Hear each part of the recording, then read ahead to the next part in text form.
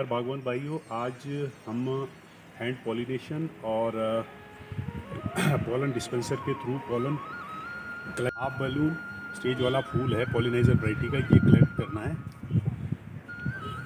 जितने भी half balloon stage के हैं उस फूल को कलेक्ट करेंगे। इनमें से जो है पॉलन कलेक्ट करेंगे पहले।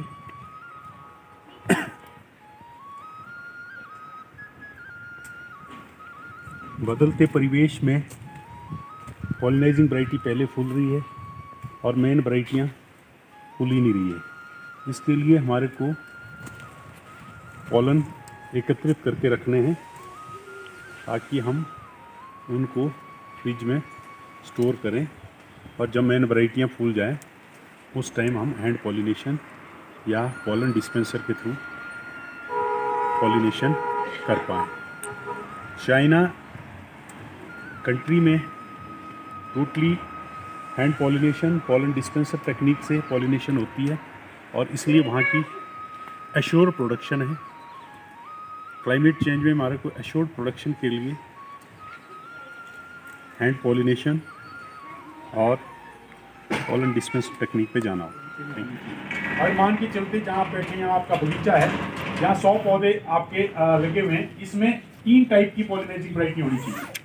एक सबसे पहले फूलने वाली अर्ली फ्लावरिंग जिसको कहते हैं, सबसे पहले फूले जिसमें मैंचूरियन, क्रैब एप्पल जितनी भी पाउडी है वो सबसे पहले फूल जाती है।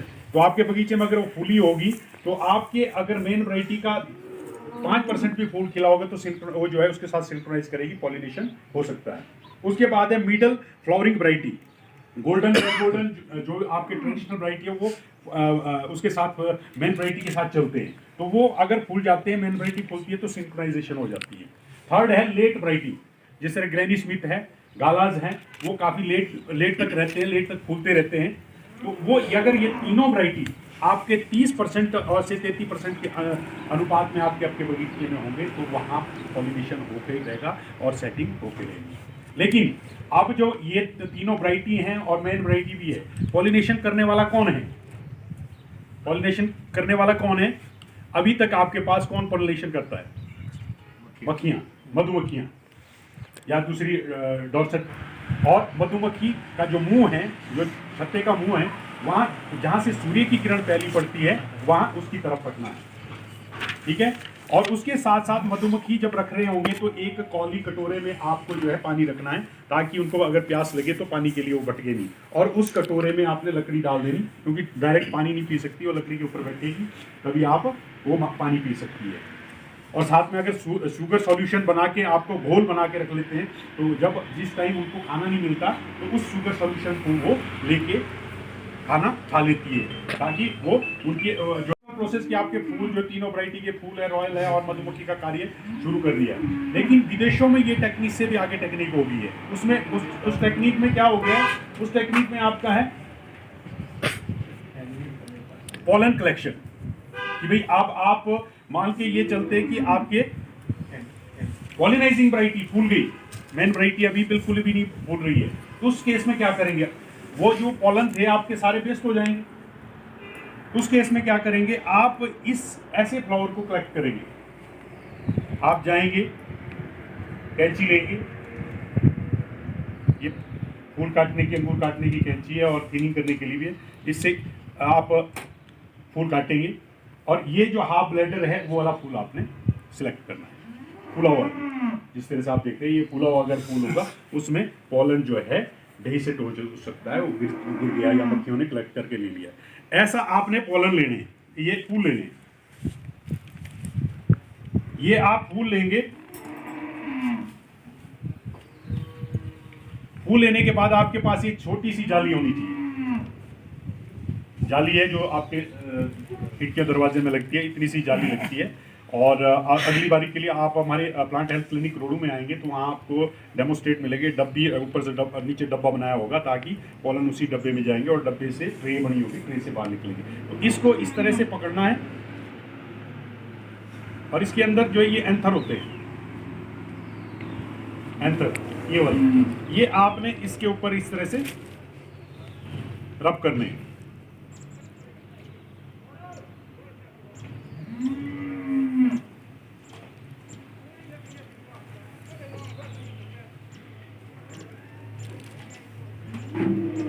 गुड़िया ऊपर रह जाती है और आपके एंथर नीचे आ जाते हैं।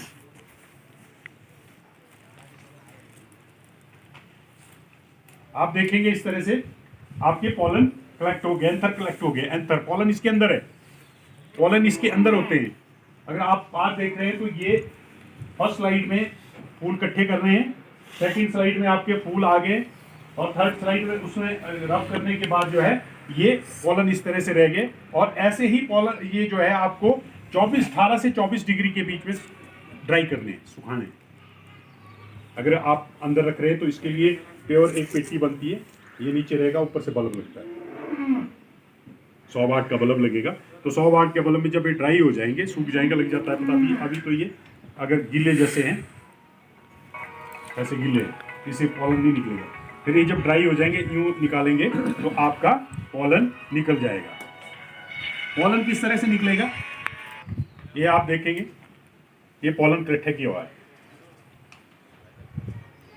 फ्रिज के अंदर रख के ये पॉलन इस तरह से इकट्ठे किया होगा। डिफरेंट पॉलन इस तरह से आपका डिब्बों में पॉलन इकट्ठे किया होगा। ये आप अब आपने इकट्ठे कर दिया। इकट्ठे करने के बाद आपकी फ्रिज होती है जहाँ सब्जी रखते हैं, उस फ्रिज में रख सकते हैं आप। जब आपकी मेन वैरायटी आपकी फूलने लगेगी, उस समय आपको क्या करना है, ये कैमल ब्रश है और कैमल ब्रश में ये देखो, आप अगर देखेंगे इसमें कई पॉलन जो है चिपक गए हैं। और जब आपका इस स्टेज से थोड़ा सा आगे वाला फूल होगा मेन वैरायटी का, और उसको बस यूं टच करना है, इतना सा कार्य। एक ब्रश कितनी बार टच होगा? बस एक ही बारी में। इसमें बहुत सारे पॉलन हैं, अगर आप देखोगे बस यूं टच करके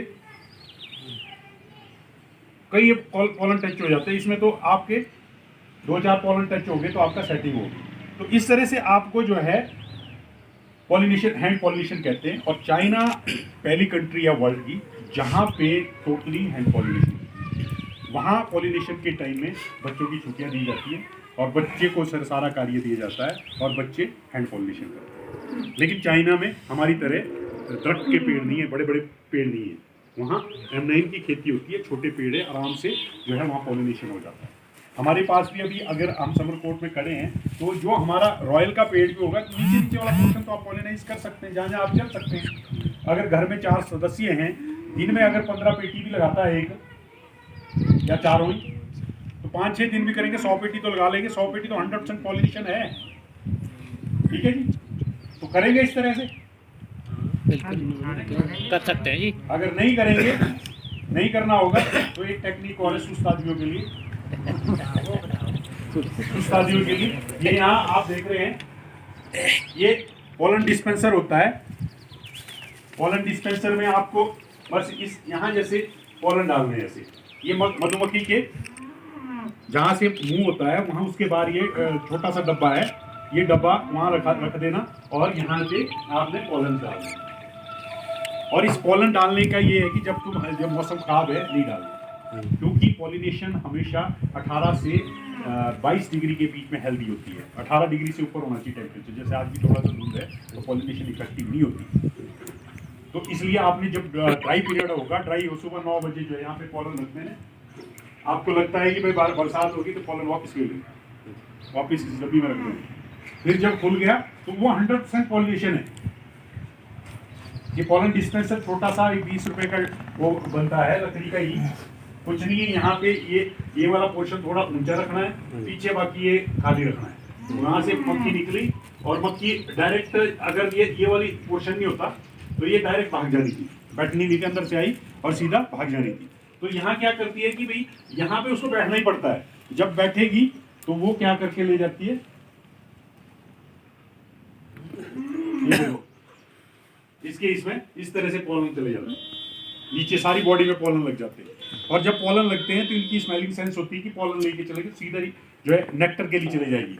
नेक्टर लेने के लिए जाएगी तो वहाँ पे ही मेन वैरायटी पे जाके वहाँ पॉलन छोड़ जाएगी। और यही वाला काम वैसे ही काम है उसका, जिस तरह से हैंड पॉलिनेशन हुई वैसे ही वो जहाँ जहाँ विजिट करेगी वो जो है बहुत सा सेकंडों में काफ़ी फूलों पे विजिट करती है। देखिए होगा आपने, ब्रूम करके फिर आगे निकलती है और आगे से आगे बढ़ती रहती है। इसमें सिर्फ जो टेक्निक है, ये देखो डब्बा लगा रहे हैं हम, ये वाला डब्बा, और सेल्फ पॉलिनेशन खुद ही मधुमक्खी पॉलिनेशन करेगी।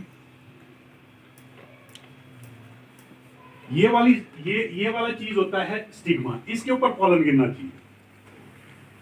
ये है स्टिग्मा। ये जब आपका ये ड्राई हो जाएगा तो यहाँ पे पॉलिनेशन नहीं हो सकता, इसीलिए जब आपका फूल खुल जाता है तो उसी टाइम पॉलिनेशन हो जानी चाहिए।